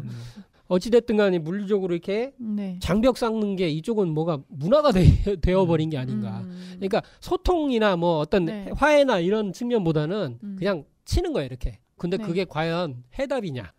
해답이 될 수 없다라는 것도 여기 또 메시지가 나오고. 네. 또 하나는 장벽이 무너질 때의 장면이죠. 사람들이 가장 네. 충격적으로 느끼는 장면. 좀비 영화에서 처음 보는 장면. 그게 뭐냐면 좀비들이 마치 개미처럼 집단 지능이 있는 것처럼 소리 네. 나는 곳을 향해서 벽을 타고 올라가죠. 네. 서로의 몸을. 이렇게. 그래서 집단 지능처럼 보여. 그걸 보면 맞아요. 막 타고 결국 넘어오죠. 네. 이제 넘어와가지고 이제 이제 한 사람을 물기 시작하니까 이제 끝장난 거죠. 이제. 그 다음 거하고도 연관이 되는데 네. 병자는 공격하지 않고 바이러스가 건강한 숙주를 원한다고 그러면서 이제 그게 오히려 치료법처럼 되거든요. 이렇게 좀 병약하고 한 사람들을 공격하지 않으니까 그거를 이제 군인들한테 적용을 해서 결국 막아내게 되는데 이것도 보면은 바이러스가 원한다고 했지만 그 좀비들이 어떤 종족 번식에 대한 그런 걸로 또 보이거든요. 지능이 있고 이렇게 신인종인 것처럼 이렇게 막 물어가지고 다 좀비화를 만들어내겠다는 그런 목적을 가지고 움직이는 그런 느낌? 근데 실질적으로 이제 그 컴퓨터 프로그램 하는 사람들이 네. 게임이라든가 이런 네. 군집 생활을 하는 어떤 그런 개체들에 연구하기 위해서 네. 프로그램상에서 그걸 구현하는 게 있거든요. 네. 네, 거기서 하나를 만들어서 거기에 한 4가지나 5가지 간단한 명령만 주는 거예요. 뭐 같이 만나면 피하라, 뭐 하라, 규칙. 그러면 나중에 가면 어떻게 되면 얘들이 스스로 그 행동을 해요. 우리가 바라보는 게임이나 이런 것처럼 그런 행동을 해. 그러니까 사실 이게 이제 그런 몇 가지 행동 규칙, 네. 그것이 이제 결국은 집단적으로 어떤 이제 그 사회, 네. 개미 사회처럼 이런 형성을 하게 되는 그런 게 아닌가 그런 생각도 좀 드는데요. 네. 그래서 이 월드워 Z가 이런 많은 굉장히 크게 느낄 수 있는 뭔가 이렇게 사색도 하게 만들고 지금 월드워 Z2가 준비 중이거든요. 오호. 그래서 이제 그거 이제 제작 계획 같은 것도 이제 곧 나온다고 하고 그래요. 근데 궁금하잖아요. 실제 네. 그 뒤에 어떻게 되는 거냐. 뭐 이렇게 이 병, 제 병이라고 할 수 있어요. 약한 병을 자기 몸에 주입해서 이제 좀비들이 투명 인간처럼 그냥 지나가잖아. 없는 것처럼 이렇게 지나가 버리거든요. 네. 원래 백신 그건데. 네. 근데 실제로는 치료약은 아니거든요. 이렇게 그렇죠. 피하는 방법이지. 그래서 좀비들을 다 죽여요. 백신은 원래 그게 예방약이거든요. 치료약이 아니죠. 근데 이제 여기서는 이제 그렇게 하면서 이제 죽이는 거잖아요. 이제 다 좀비 된 걸 이제 청소를 하는 건데 월드워 Z2는 아마 그걸 넘어설 것 같은데. 그러니까 해결책이 아니고 청소하는 그런 걸로 이렇게 실제 드러나게 되고 월드워 Z 자체가 어떻게 보면 한계도 보이면서 많은 메시지를 보여주고 동서양의 코드 그리고 한국의 등장 이런 것들을 이렇게 보여주게 됐다. 그 다음에 이제 실제 이 모든 저기에 이제 밑배경이 되는 어떻게 보면 나는 전설이다. 예, 이게 진짜 전설 같은 작품이죠. 많은 사람들이 기억합니다. 첫 장면을. 미국의 뭐였지? 대도시에 자동차를 타고 아무도 없는 거리를 붕. 아, 그게 첫 장면이에요? 네. 그게 첫 장면이죠. 그 장면만 기억나는데 왜 기억나나 했네. 그게 첫 장면이구나. 영화를 안 보셨군요. 봤을 건데 기억에 지웠어요. 이런 그 영화의 첫 장면이 가장 인상적이죠. 네. 그리고 풀숲이 굉장히 많이 자라 있고 동물들이 뛰어다니고 있고 사람을 한 명도 없고. 네. 그래서 뭐 그런 다큐도 있었죠. 이제 인류 멸망 후 뭐 몇 년 뭐 이런 다큐가 있었죠. 네. 인류가 지구상에 사라지고 나면 지구는 어떻게 바뀔 것이냐. 10년 후, 100년 후, 1000년 후, 10,000년 후 이렇게 나오는데 많은 걸 느끼게 하죠. 인류 문명의 이제 허망함이나 앞으로 오는 그 5만 년 후에 이제 인류 문명이 이제 가을 개벽 후에 이제 다음번 우주연을 준비할 때 어떻게 될 것이냐. 뭐 이런 생각도 좀 하게 되고. 근데 이 나는 전설이다는 원작 소설을 쓴 작가가 리처드 매드슨 이라는 사람이에요. 1954년에 이제 발표한 거고요. 근미래인 1970년 LA가 배경이에요. 핵전쟁 후에 변종 바이러스가 나와서 세상을 흡혈귀로 뒤덮였다. 여기 좀비는 아니고 흡혈귀네요. 그러니까 이제 좀비와 이제 흡혈귀가 약간 섞이는 듯한 지금 성향도 있고 막 그렇잖아요. 영화들이. 그렇죠. 근데 이 사람이 얘기한 거 보면 아이디어가 드라큘라를 이제 보면서 아이디어를 떠올렸다고 그래요. 그래서 한 명의 드라큘라도 이토록 무서운데 만약 전 세계가 드라큘라로 득실되면 정말 무서울 것이다. 이렇게 말을 했어요. 그래서 그가 만들어낸 이 설정은 좀비 영화의 아버지라고 불리는 조지 로메로의 살아있는 시체들의 밤을 비롯해 이후 등장한 28일 레전드를 수많은 좀비 영화 게임에 차용됐다. 스티븐 킹도 스티븐 킹 소설 진짜 많거든요. 영화를 스티븐 킹의 소설을 기반으로 하는 영화 진짜 많아요. 가장 최근에 봤던 것 중에는 이제 트럭이라는 영화 있어요. 트럭이 지능을 갖게 되는 어떤 차가요? 네, 일종의 외계에서 뭐가 온 것 같아. 오호. 차들이 지능을 갖게 되면서 막 점점 번지는 거거든 이게. 되게 그것도 돈도 안 들이고 엄청 무섭게 만들었어요. 정말 잘 만들었는데 하여튼 이런 사람들한테 이렇게 영향을 줬다. 그래서 이 영화가 네. 그 실제 퍼지는 양상도 실제 이제 공기 감염 어떤 바이러스더라고요. 공기 감염을 통해서 퍼지고 가족도 다 죽고 다 이렇게 되는데 이 친구만 이 주인공 윌 스미스죠. 만 면역력이 있는 거죠, 이제. 공기 감염이면은 다 살아남기 어렵지 않아요? 근데 이 친구만 면역력이 아니고 살아남은 몇 명의 사람들이 도시를 이룩하고 있는 거예요, 또. 네. 근데 거기는 이 영화에 나오진 않지만 혼자 연구를 해서 낮에는 못 나와요. 그러니까 이제 왜 흡혈귀적인 측면이 있냐면 낮에 자외선에 노출되면 이제 타서 죽는 거야. 그래서 좀비들이. 낮에는 다닐 수 있어, 사람이. 예. 밤에는 막 걔네들이 활개치고 다니기 때문에. 보니까 이제 핵 전쟁으로 사실 이제 전쟁으로 망한다는 건 핵 전쟁이거든요, 거의. 전염병 망하면 이런 식으로 이제 팬데믹으로 해가지고 인류가 멸망한다는 건데 그 핵 전쟁 영화 중에 아까 혹성 탈출, 거기 첫 번째인가 두 번째에 나오는 이제 옛날 혹성 탈출에 그게 보면 핵 전쟁 해가지고서 원숭이들은 그렇게 바뀌고 그리고 인간은 이제 그 저기 태화돼가지고 그 살아요. 그 저희 자기들 핵을 이제 그 신으로 모시면서 핵을 신으로. 근데 거기에 그 사람들이 이 피부가 너무 얇아져가지고 그래가 지하 동굴에 사는 거야. 그러니까 여기도 이제 제가 보기에는 그런 비슷한 것 같아. 이 사람들이 이제 피부가 너무 얇아져가지고 그러니까 이제 이 태양을 못 보는 거지. 그 핵심적으로 얘기할 거는 뭐 한 가지 정도 있는 것 같아요. 이게 이제 영화의 결말이 다르다는 거. 두 가지 결말이 있어요. 두 가지 결말. 하나는 이제 극장에서 걸었을 때 사람들이 보는 게 있고 다른 하나는 그 감독판이 있어요. 근데 이게 이제 극명하게 갈리는 게 그러니까 이제 핵심은 그거예요. 이제 두 가지 결말이 왜 다르냐면 좀비가 진짜 좀비냐 아니면 새로운 인류냐 이거에서 차이가 나요. 계속 그런 영화들이 나오는데 원래 극장판은 어떻게 되냐면 자기가 모든 연구한 연구 결과를 엄마하고 딸이 찾아온 그들에게 넘기고 이제 좁은 출구로 이렇게 내보내서 탈출시키고 좀비들이 들어오는 곳에 이제 수류탄을 터뜨려서 자기도 죽고 좀비도 죽으면서 끝나고 그 연구 결과를 그 모녀가 이제 들고 가는 거예요. 이런 약간의 희망을 비추면서 끝나는데 그러니까 그거는 그야말로 좀비는 그냥 무목적적으로 그냥 다 물어 죽이고 그냥 끝나는 건데 감독판 엔딩은 그렇지 않다는 거. 놀라운 엔딩이 있는데 뭐냐면 실제 연구하는 연구 재료가 된 그 좀비 한 명이 여성인데 이 여성이 실제는 좀비들의 왕의 아내였던 거죠, 이제. 그래가지고 하필 잡아도 그런 여성을 잡아가지고. 그래가지고 윌 스미스가 그걸 깨닫는 거예요. 그래가지고 내 아내를 내놔라 하고 왔다는 걸 느낀 거지. 그래가지고 이제 실제 다시 좀비로 돌아가게는 주사를 놓으면서 좀비들에게 이제 그 여자를 넘기죠. 그리고 그 좀비의 왕은 그 죽이진 않고 살려보내는 거죠, 이제. 윌 스미스가 사느냐 죽느냐 이제 이런 영화의 결말이 있는데, 그러니까 그런 걸로 따지면 이 좀비들은 지능이 있고 다른 종류의 인간이 돼 있을 뿐인 거예요, 이제. 어떻게 보면. 그리고 이렇게 사랑도 하고. 의식이 있네요.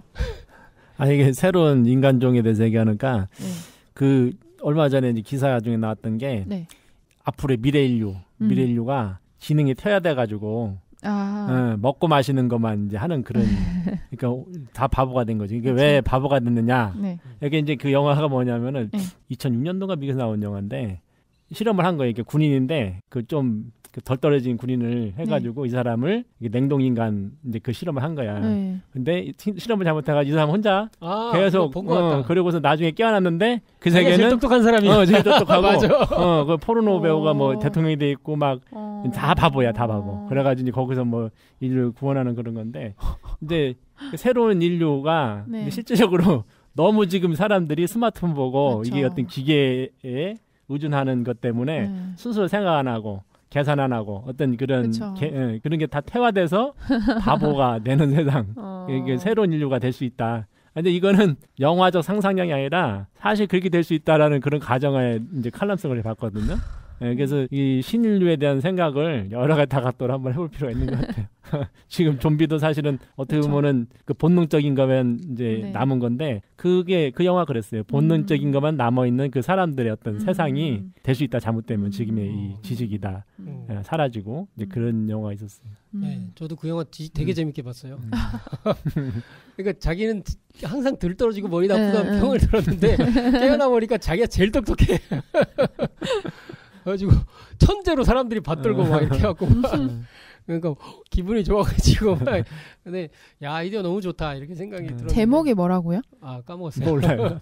그래요? 찾으면 검색하면 나오는데 네. 그래서 나는 전설이다도 봤고 이렇게 돼 있습니다. 근데 나는 전설이다 이제 포스터가 뭐 잠깐 월드워제트랑도 비슷한데 서울편 포스터가 있는데 거기 보면 63 타워가 그냥 박살이 나 있는 모습이 보이죠. 2012년 뭐 이런 식 여기도 2012로 맞췄네요. 그것도. 네. 그래서 그런 것도 우리나라에 또 작용을 했다고 생각이 듭니다. 네. 실제 이제 상제님 말씀으로는 장차 심리길에 사람 하나 볼 듯 말 듯 할 때가 온다라는 도전 성구가 그냥 이 영화에서는 그냥 완전히 와닿죠. 네. 셀 인류 최후의 날이라는 영화가 있습니다. 존 쿠삭 유명한 배우죠. 2012에도 출연했고 약간 묵시록적인 영화에 자주 나오더라고. 네. 근데 이제 이것도 스티븐 킹 원작이네. 네.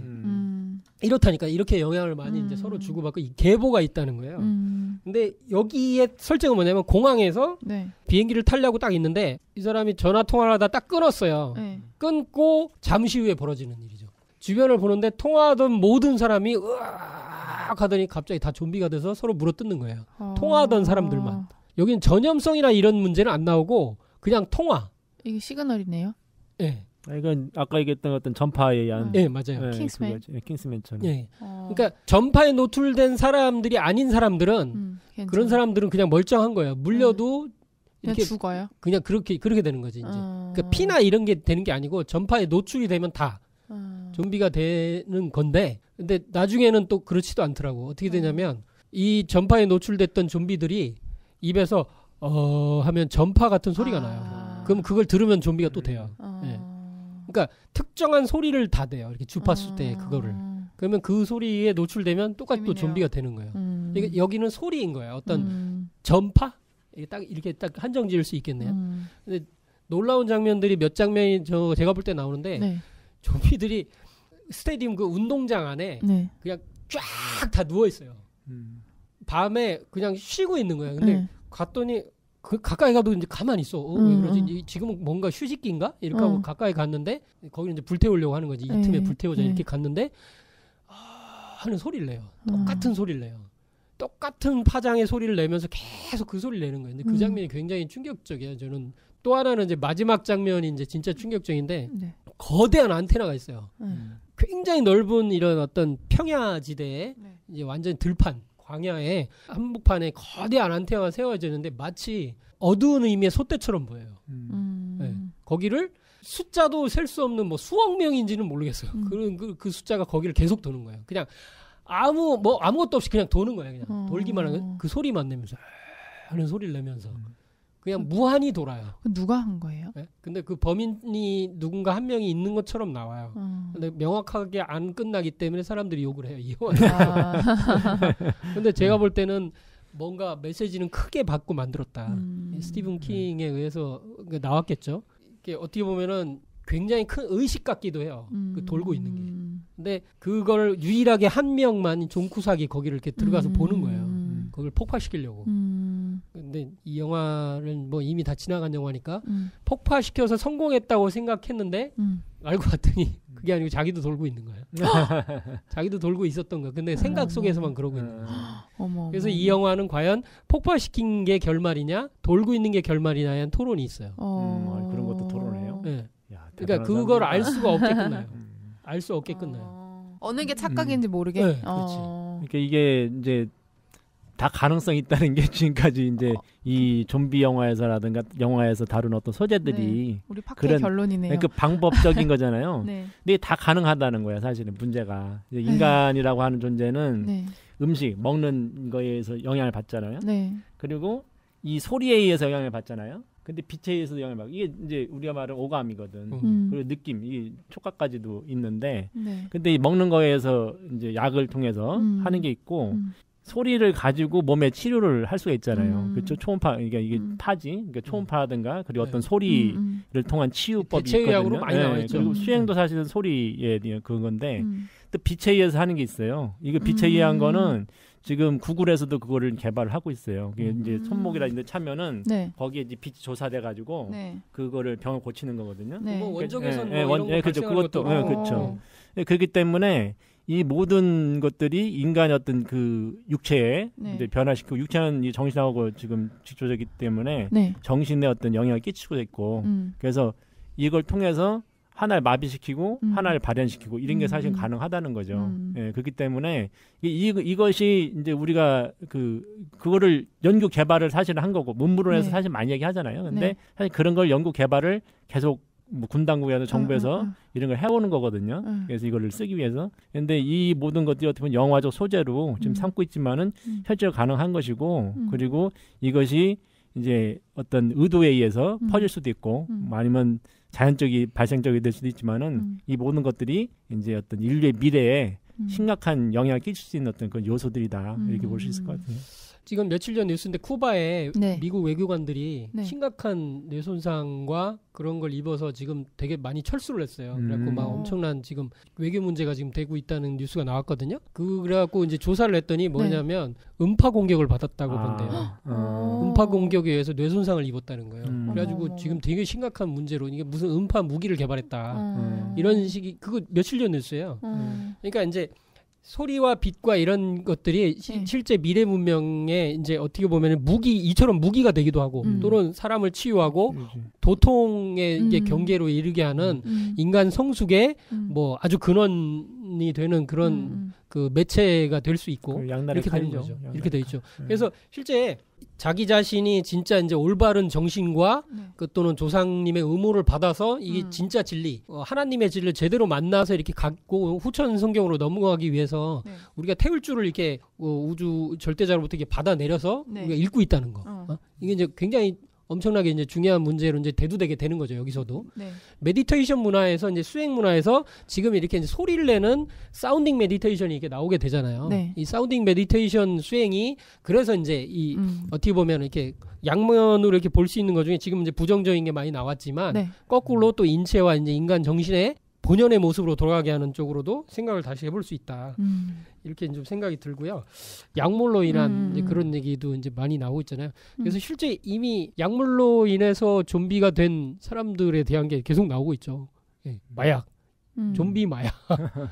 좀비 마약이 이미 등장을 했고, 그거에 대한 피해도 이미 나오고 있고, 저는 하여튼 미국에서 가장 충격적인 뉴스로 이제 그 TV에서 봤던 게, 실제 사람을 노숙자를 뜯어먹는. 봤어요. 근데 그거를 보고 너무 충격을 받았는데, 그게 사실인 정말 거죠. 이게 CCTV에 이렇게 했는데, 이렇게 무슨 트럭 위에 뒤쪽에 이렇게 누워 있는데, 빨가벗고 두 명이 누워 있는데 한쪽에서 이렇게 몸이 들썩들썩해요. 그 얼굴 뜯어먹고 있는 장면인데 얼굴 부분은 안 보이고 그 뉴스에 그 나왔어요.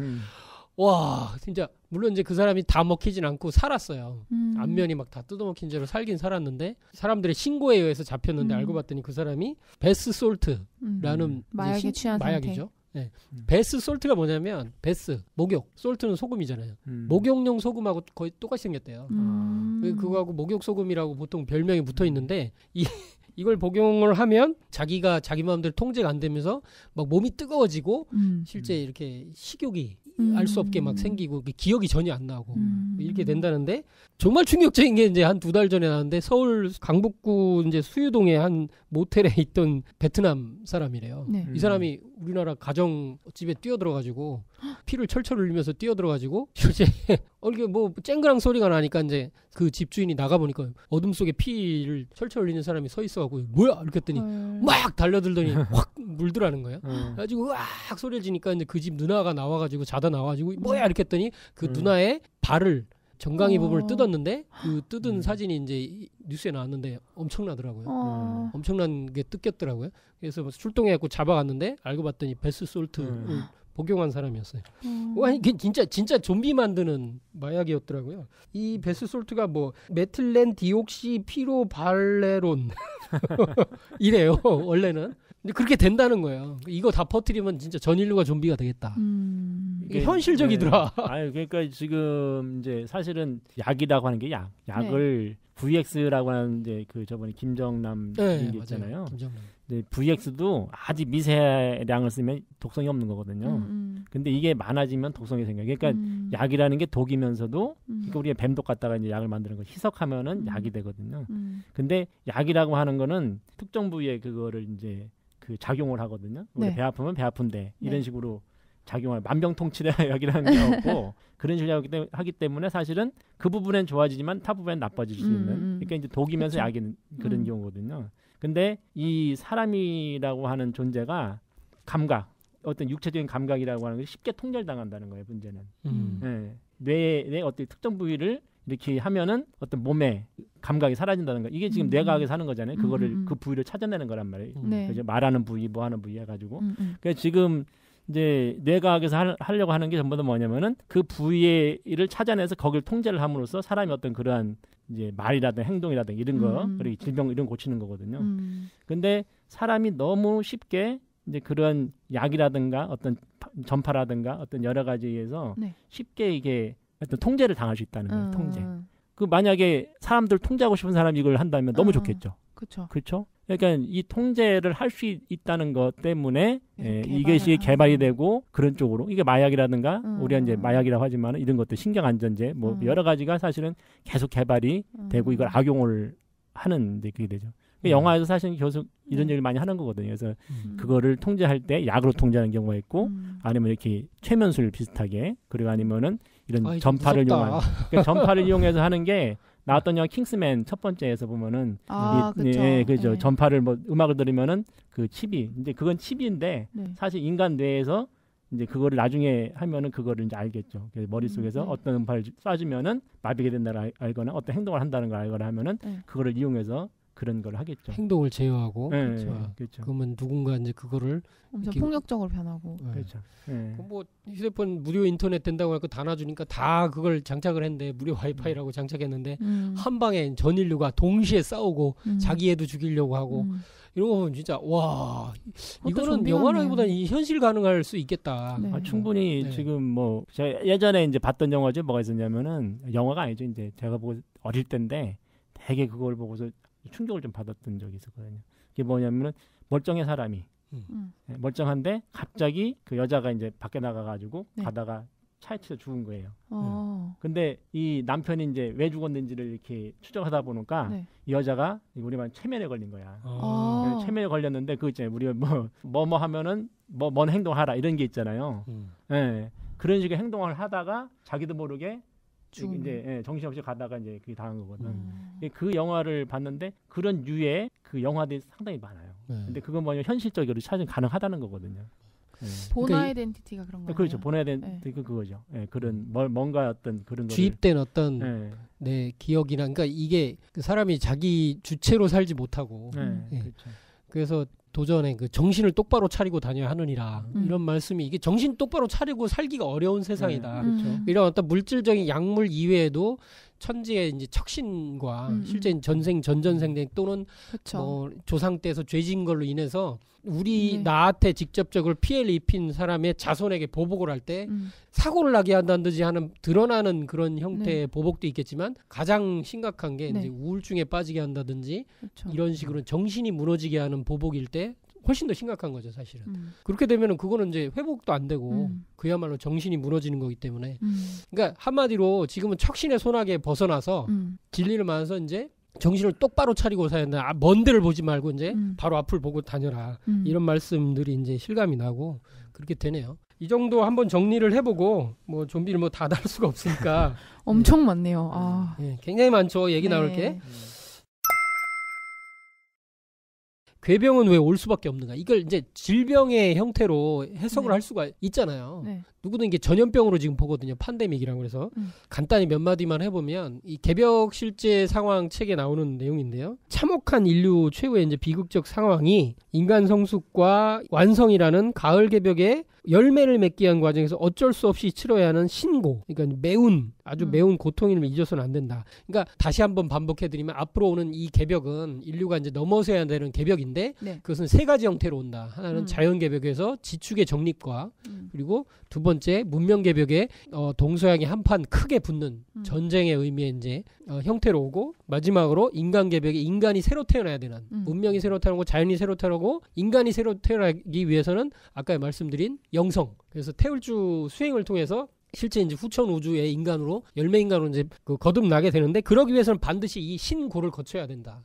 다른 말로 이제 새로 태어나는 아기의 이제 그 산모의 고통, 산고, 매운 고통이니까 신고 이렇게 표현할 수 있겠죠. 이제 그런 고통을 넘어서서 대가를 치르고 그 세상으로 이렇게 들어가지 그냥 이렇게 자연스럽게만 이렇게 갈 수 있는 게 아니다. 이제 그것을 어떻게 잘못 보면은 종말의 형태로 생각할 수 있으나 그게 아니다. 이제 개벽의 그 의미를 이제 앞으로 이제 이해를 하셔야 된다. 그러니까 여기 보면은 이제 그 개벽 실제 사행본이 이렇게 나와요. 가을이라는 거를 얘기를 할 때 가을 그거는 원래 이제 우리말의 형태로 아래아 가자를 쓰는 같다. 에서 온 말이다. 기억 점 시옷 이것은 이제 네. 같다는 이제 자르다는 의미잖아요. 자르다 옛날 말 고어인데 원래 이제 가위도 그 가위라는 말에 이제 옛날 고어도 이제 같다에서 왔다고 하거든요. 자른다는 건 뭐냐면 실제로 이렇게 끊는 거잖아요. 끊어버리는 거거든요. 그러면서 새 세상, 봄, 여름, 철 동안에 자라왔던 그것들을 단절하고 새 세상으로 출발하는 의미가 있잖아요. 그래서 봄, 여름에 이제 그 농부가 길러놓으면 가을에 낫을 들고 가서 베는 것부터 하면서 가을이 오는 거니까. 예. 근데 그 열매를 이렇게 걷어들이기 위해서는 반드시 잘라야 한다. 네. 예. 이런 어떤 자연 법칙적인 의미와 인간 문화적인 의미를 이제 동시에 포함한 개벽의 의미를 가을이란 말이 다 담고 있네요. 네. 증산도의 기본계리 책에 나오는 내용을 간단히 얘기 드리면 이런 병난이 왜 오느냐, 네. 왜 올 수밖에 없느냐, 이제 이런 문제를 앞에서도 잠깐 얘기했지만 네. 이것은 천지가 봄에 낳았던 생명을 가을이 되면 성숙시키고 걷어들이는 인간 생명의 성숙을 위한 추살의 섭리 때문이다. 네. 추살, 가을에 죽이는 이것이 천지의 가을철로 들어설 때 일시의 생명을 걷어들이는 보이지 않는 자연의 손길을 말한다. 네. 근데 이 추살이 어떤 형태로 인간 문명에 오냐면 누가 거부할 수도 없고 막을 수도 없는 천지 정화. 이 천지를 정화하기 위한 인류의 최후의 대병갑 심판이라는 거예요. 여기서 살아날 자는 그 누구인가. 이런 말씀을 이렇게 해놓으시고 계신데 이것이 이제 실제 도전 말씀으로서는 선천의 모든 악한 어떤 일에 의해서 벌어졌던 일들과 신명들의 그로 인한 이제 원한. 네. 그 원한이 당연히 보복을 하게 되죠. 역사는 어차피 피해 목욕탕이라서 이제 그 보복이 이루어지게 되는데 그것이 이제 천하의 병으로 집약된다. 병으로 이렇게 응결돼 가지고 집약돼서 괴질이 된다. 이렇게 이제 말씀을 해놓으신 거죠. 그래서 이제 실제 역사 속에서 이제 1차 세계대전, 2차 세계대전을 통해서 이제 실제 일어났던 일은 1차 세계대전 때는 세계대전이 벌어져서 전 세계가 이제 막 굉장히 위험 상황으로 갈 때 이것을 막은 게 뭐냐. 스페인 독감이다. 근데 병으로 병을 막은 병으로서 병이라는 건 이제 군사병자죠. 뒤에는 앞에 병은 질병병자고 그래서 이 병, 제병 이렇게 얘기하면 되겠죠. 그죠? 이 병, 제병 앞에 병은 질병, 병으로서 전쟁을 막는다. 이런 뜻이 있겠고 2차 세계대전 때도 핵무기를 떨어뜨려서 했지만 어쨌든 뭐 그때도 원자병도 있었고 여러 가지 질병들에 의해서 그 전쟁이 계속 이렇게 일어날 수가 없는 상황이 벌어졌고 앞으로 오는 개벽기 이 상실음 대전쟁이라고 하는 이 전쟁도 병으로서 이제 막게 된다. 이런 말씀을 하신 거죠, 이제. 네. 저희가 이제 이런 팟캐를 준비하면서 이제 증산도에서 나온 이런 병난에 관한 책자 중에서 가장 잘 된 것이 생존의 비밀이라는 책을 소개를 해드리려고 합니다. 생존의 비밀. 네. 생존의 비밀 책은 그 3대 개벽 중에서 병난 개벽에 대해서 어떻게 인간이 대처를 해야 되고 어떻게 돼야 되느냐. 3대 개벽을 다 알아야 이제 총체적인 이해가 되지만 그래서 생존의 비밀이라는 책에서는 지금까지 알아봤던 많은 경고와 이런 강력한 큰 병이 인류를 공격할 거라고 경고하는 때에 처음으로 이 병의 실체가 무엇이고 구체적인 내용을 밝히고 지난 어떤 질병의 역사라든지 그리고 앞으로 경고되고 있는 질병의 이야기들을 한꺼번에 다 정리를 해주고 있어요. 그리고 그것을 넘어서서 이 병을 대비하고 극복할 수 있는 그런 진리의 길을 이렇게 소개하고 있는 책입니다. 그래서 한번 읽어보시면은 오늘 다 소개할 수 있으면 좋은데 안 될 것 같고 시간상 이거는 줄이고 이제 뒤에 해야 될 것 같고 결론 부분으로 말씀드리면 환단고기 북콘서트에서 광주 편에서 이제 하신 말씀이신데요. 네. 1960년대 이제 중반부터 이제 좀비 문화의 이제 명화들이 많이 나왔습니다. 근데 이 좀비 영화는 앞으로 병난이 와서 인간이 말할 수 없는 병적 인간, 악마로 변질된 것을 보여주잖아요. 서로 잡아먹고 옮기고 막 이렇게 하게 되는데 뭐 드라큘라 문화도 이렇게 나오고 이런 것들이 왜 뭘 보여주느냐? 현실 속에서는 그것이 병난후에 오는 것을 예고합니다. 그래서 이렇게 말씀을 하시면서 뭐라고 하셨냐면 이런 테러, 대지진, 화산폭발 이런 각종 자동차 사고 같은 숱한 재난을 극복하는 모든 재앙을 극복하는 천지조화의 노래가 있는데 그것이 바로 태울주다라고 말씀을 해주셨어요. 네. 이 모든 상을 극복할 수 있는 힘, 그 원천이 태울주에 있다. 태울주를 많이 읽어야 된다. 그래서 태울주를 잘 읽으면 전쟁에 나가서도 살아오고 자동차가 몇 번 굴러도 크게 다치지 않은 기적이 숱하게 있었습니다. 그러니까 증산도 100년 역사에서 그런 일들은 부지기술이 있었어요. 그런 말씀하시면서 희망의 이제 물꼬를 이렇게 터주시는 말씀을 해주셨습니다. 오늘 뭐 이런 결론을 좀 내리고 싶고요. 뭐 제가 이제 너무 일방적으로 했는데 예. 뭐 마무리 한번 말씀들을 한번 하고 마칠까요? 네, 뭐 제가 먼저 할까요? 네. 네. 아까도 뭐 유발 하라리 교수의 그 얘기를 한번 했었는데 네. 거기서 이제 전쟁, 그 질병, 기근 세 가지가 있거든요. 근데 기근이라고 하는 거는 사실은 자연재해에 의해서 네. 기근이 오게 됩니다. 그렇게 본다면은 인류를 괴롭힌 거는 자연재해, 네. 환경에 의한 그러한 기근이다 이런 것이고 또 하나는 전쟁 그리고 질병인데 근데 이제 이 환경 재난, 재해가 일어나면은 이제 물을 구하기 어렵잖아요. 네. 그러면은 이 먹는 물이 오염되면서 이제 질병이 오기 시작하죠. 사람이 이제 그에서 되고 하면서. 네. 그러니까 자연재해의 어떤 그런 결론으로 결국은 질병이 이제 일어나가지고 창궐하게 되는데 또 전쟁이라고 하는 것이 일어나도 그 결론에서는 이 죽은 사람들 어떤 그런 체 그리고 오염된 어떤 토양 그렇죠. 여러 가지에서 결국은 또 네. 이제 전염병이 돌아요. 맞습니다. 그러니까 이 세 가지는 사실은 뗄 수 없는 어떤 그런 연관을 가지고 있는 거고 네. 이제 유발 하라 교수처럼 말처럼 인류 가장 많이 괴롭혀 온 것이면서 인류 문명사를 바꾼 세 가지 가장 큰 요인이거든요. 그러니까 자연 재해가 일어나면은 이제 인류 문명사가 결정 타격을 받아서 네. 이동을 하거나 이주를 하거나 네. 새로운 어떤 그런 이제 문명을 만들거나 네. 그리고 또 전쟁이 일어나도 1차, 2차 세계대전 봤던 것처럼 어떤 네. 새로운 어떤 문명의 전환이 이루어지고 질병에 의해서 수많은 사람이 죽음으로써 새로운 문화가 탄생하고 그래서 이 모든 것들은 그러니까 우리가 말 3대 개벽인데 이 세 가지가 사실은 앞으로 있게 된 더 아주 마지막 이제 그 규모로 일어나는 것들이죠. 네. 이거에 의해서 과거처럼 사실은 새로운 문화로 네. 새로운 문명으로 인류가 접어든다. 이 모든 것들은 이 마지막을 이제 지금까지 살아왔던 인류 문명을 마지막으로 이렇게 종결짓고 새로운 문명을 여는 인류의 전환점을 만들어낸다. 그렇죠. 예, 그것이 바로 3대 개벽이고 그러면서 인류 문명은 그리고 지구가 우주가 다시 태어나게 된다. 네. 이런 말씀을 드리고 싶습니다. 네. 제가 드리려고 했던 말씀을 정확하게 그래요? 같은 마음이네. 네.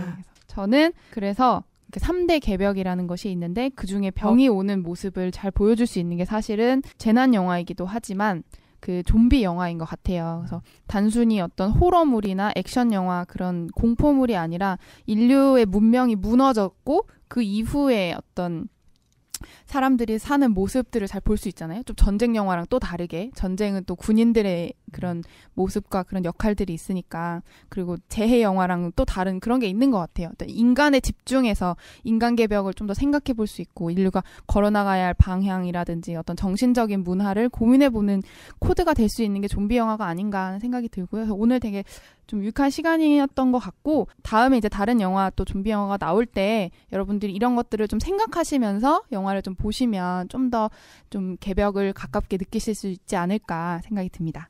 네. 예, 되게 무거운 주제 엄청 많은 영화들을 다루다 보니 좀 버거웠기도 했습니다. 근데 어쨌든 좀 해봤는데요. 근현대사의 실제적인 출발점이라고 할 수 있는 그게 이제 동학이에요, 동학. 동학에서 선언한 다시개벽이죠, 다시개벽. 다시개벽 속에서 이 모든 것을 찾을 수 있는데 동학에서 선언한 것은 실제로는 종교시대가 끝났다는 거죠. 종교시대가 끝나고 이제 아버지의 도가 아버지께서 직접 오신다. 이런 얘기를 하는 거기 때문에 근데 그 다시개벽에서 전한 것이 3년 괴질이거든요. 앞으로는 인류 문명사를 이렇게 바꾸게 될 3년 개벽에 대해서 얘기를 하고 있다. 그래서 이게 멀리 떨어져 있는 게 아니고 우리 민족의 민중 속에서도 다 알려져 있었고 대한민국 사람이라면 다 원래 우리 조상님들 한 번씩 다 들어봤었을 일인데 잊혀진 게 너무 안타깝고요. 근데 실제 앞으로는 이제 이런 문명 시대를 이제 열어가게 된 게 이제 증산도인데 이 다시계 벽이라는 틀 속에서 앞으로는 이제 병난에 대해서 다시 한번 느낄 수가 있고 이 현대 문명이 이제 완전히 붕괴하고 천지 질서가 이제 한번 바뀌는 차원에서 오는 대병으로 이것을 해석할 수 있을 것 같아요. 그런 차원에서 이제 이 새 문명이 오는 걸 어떻게 보면 기쁘게 받아들일 수 있는 그러면서 이제 극복해야 될 대상으로 이 병난을 생각하고 해석하고 준비해야 되는 준비의 문제가 있는 것 같습니다. 그래서 그 준비를 하는 것은 이제 이 생존의 비밀 책을 읽는 데서부터 출발하시는 게 가장 빠르다. 이렇게 생각해 볼 수 있습니다. 생존의 비밀 책을 서점에서 꼭 한번 보시고 인터넷에서 주문 가능합니다. 강추. 예. 자, 오늘 좀비 특집 부제로 실제로는 제목인 병난 특집을 한번 해봤습니다. 생존의 비밀을 알아봤죠. 네, 생존의 비밀을 알아봤습니다. 네, 누가 살고 누가 죽는가. 그 문제를 해봤으니까요. 좀 굉장히 무거운 주제였지만 꼭 한번 몇 번 반복해서 들으시면서 참여해 보시기 바랍니다. 이상 마치겠습니다. 감사합니다. 고맙습니다.